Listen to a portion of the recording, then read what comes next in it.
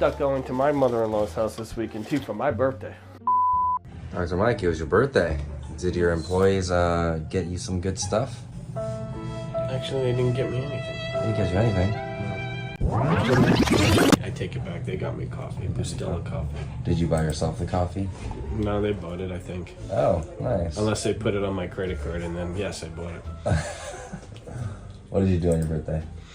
Worked, and then had canned chicken soup for dinner. Other side. Wait, wasn't it your son's birthday recently? It was, yes. Wednesday. Wednesday. Yeah. Okay. He gave me a birthday present of being born on a snowstorm. Oh my god, you must have.